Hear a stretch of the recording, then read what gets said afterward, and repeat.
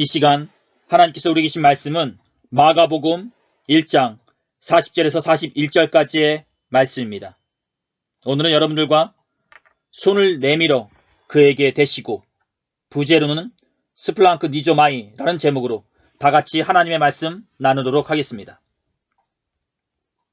저기 한 남자가 걸어옵니다.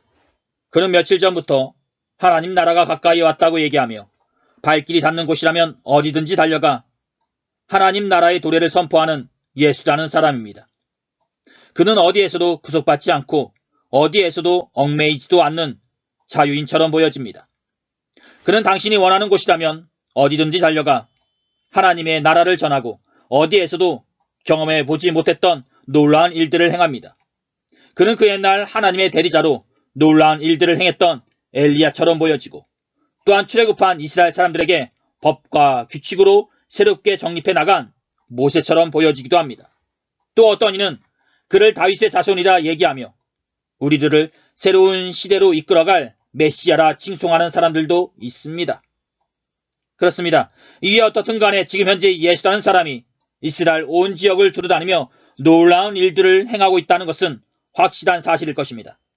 그가 가버나움 회당에 들어갔을 때 악한 귀신 들린 사람이 한 명 있었는데 예수님이 그에게 꾸짖자 한순간에 경련을 일으키더니 귀신이 그 사람 몸에서 나간 사건이 있었습니다. 그리고 이 일로 인해 갈릴리와 그 주위의 많은 지역의 사람들이 예수라는 사람을 알게 되었고 또한 제자인 시몬의 집에 들어가 몇 년간 앓고 있던 장모의 병을 치료해준 사건이 있었는데 이 일로 인해 많은 사람들이 예수님을 뵙고자 여기저기서 모여들게 되었다 볼 수 있을 것입니다. 예수, 그분은 광야에서 나온 순간부터 참 많은 사람들을 몰고 다니는 것 같습니다. 어디서부터 시작되었는지는 알 수 없지만 그분이 행하시는 것들 가운데 참 많은 사람들이 몰려다니고 그분이 말씀하시는 것들 가운데 항상 많은 사람들이 놀라움을 금치 못하고 있습니다.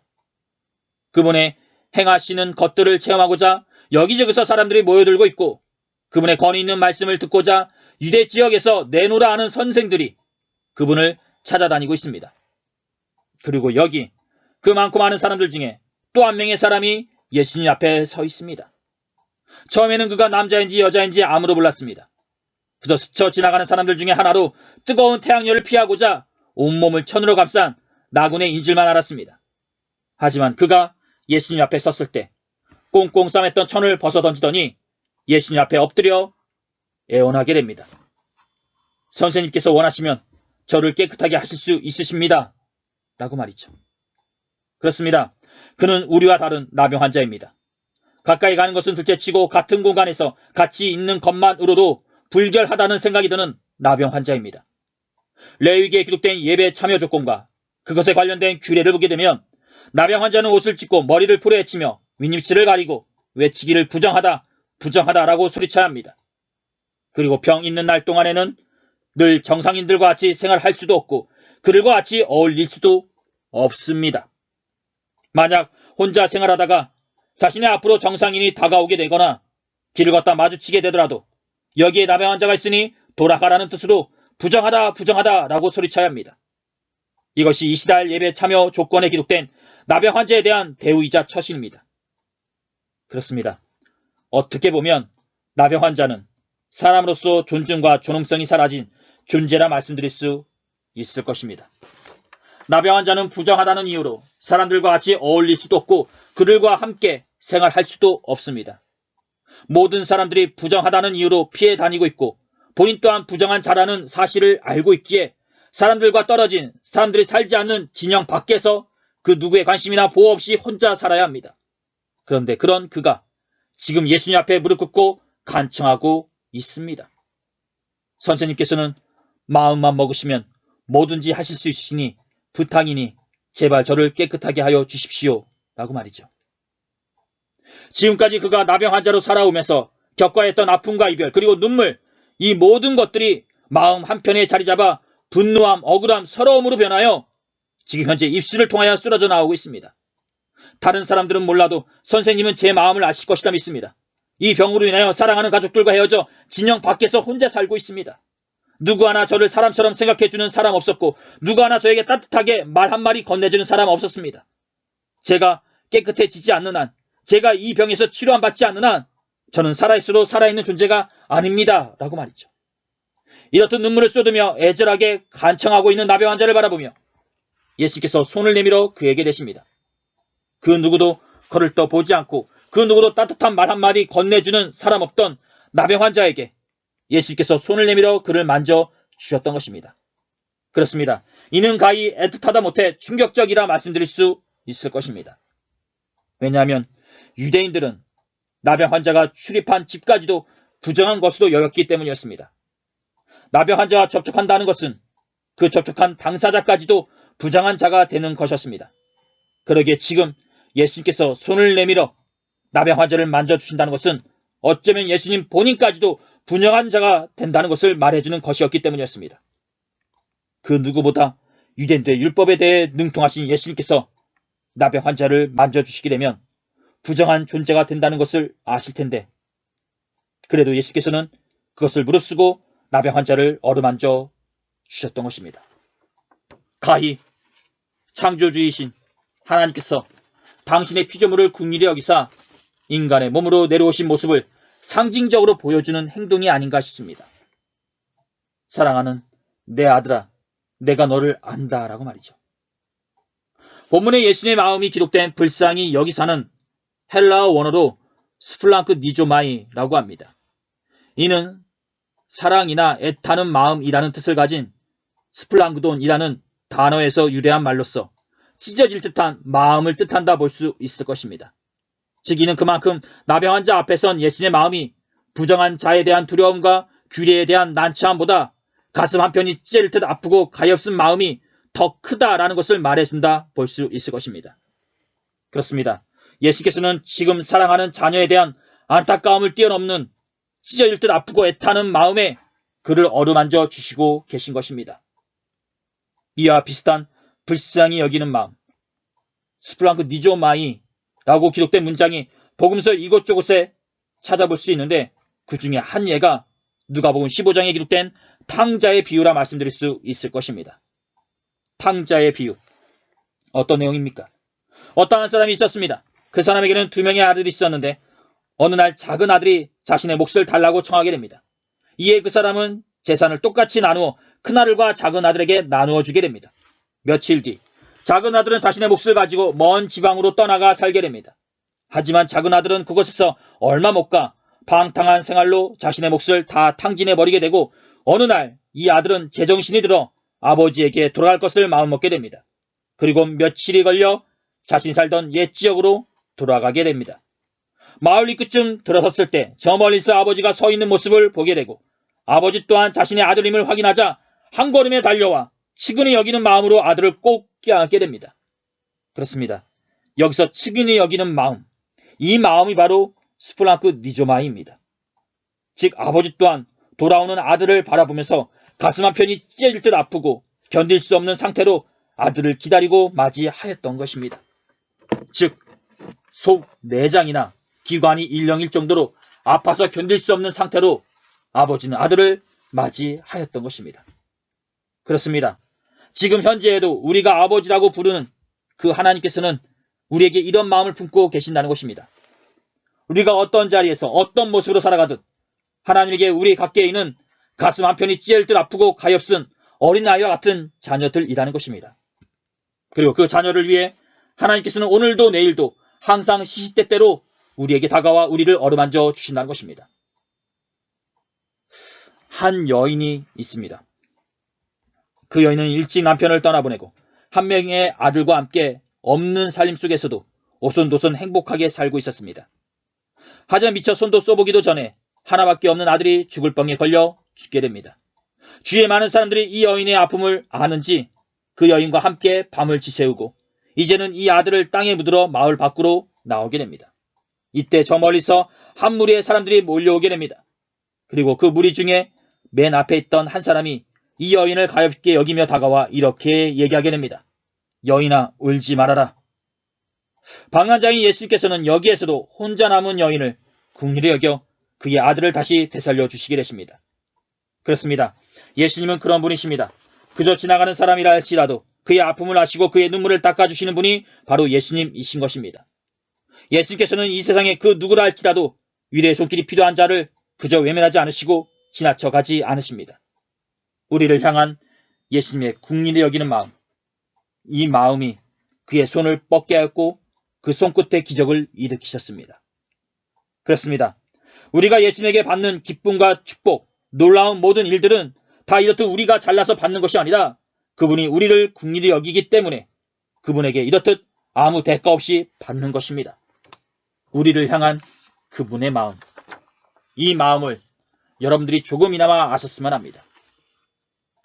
나병 환자를 치료해주고 한 주 후인 안식일 오후 나절, 예수께서는 가버나움 회당에 들어가 손이 오그라든 사람과 마주하게 되십니다. 때마침 며칠 전부터 예수님을 고발하려고 벼르고 있던 바리새인들이 예수님이 안식일에 사람을 어떻게 고쳐주시는지 지켜보려고 그 자리에서 예수님을 꼬라보고 있었습니다.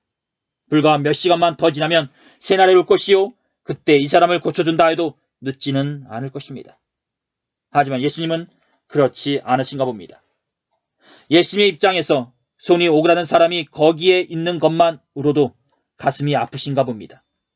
조금만 더 기다렸다 이 사람을 고쳐주신다 해도 문제될 것은 없고, 한평생 동안 그렇게 불구로 살아온 사람이 몇 시간 더 그렇게 살아간다 해도 손해볼 것은 없을 것입니다. 몇 시간 후에, 제발 몇 시간 후에 이 안식일이 지나고 나서 예수께서 그 손이 오그라든 사람을 고쳐주신다면 바리새인들의 고발도 받지 않을 것이요, 그들에게 미움도 사지 않으실 것입니다. 하지만 어떻죠? 예수께서는 그런 것을 따지지 않으시는 것 같습니다.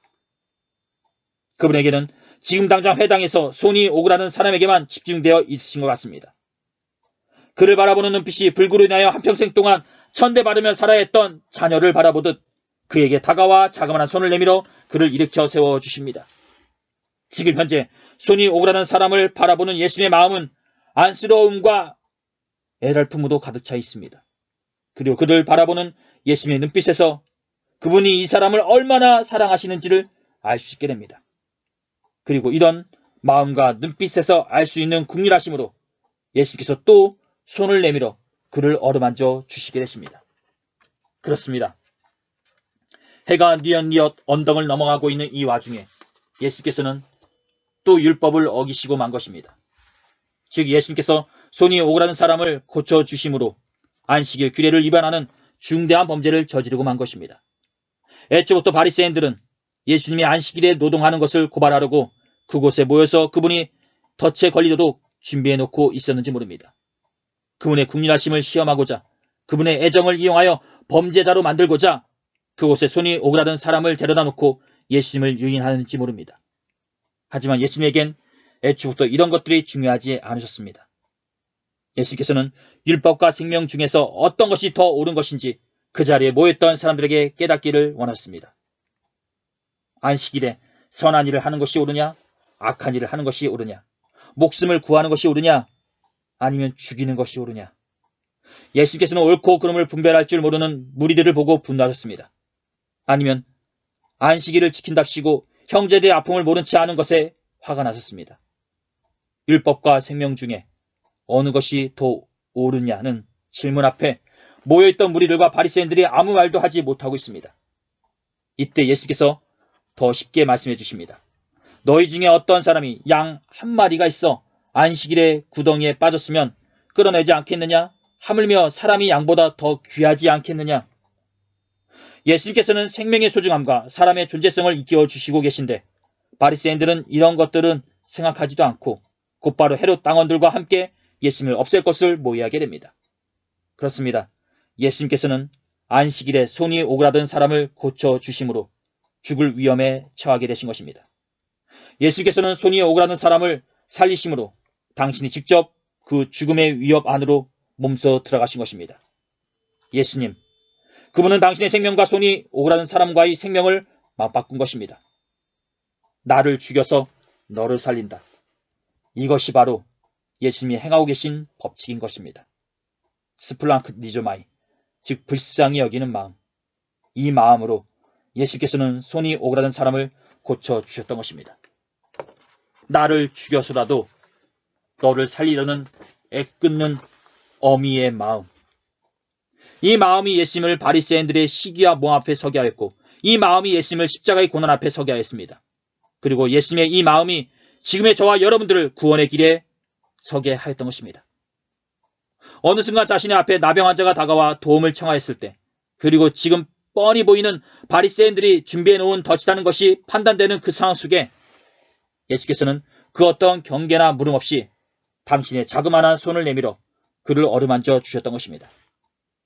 사람들에게 나병 환자와 손이 오그라든 사람들은 불결한 존재여 사회에서 대접받지 못하는 미천한 존재들이었습니다.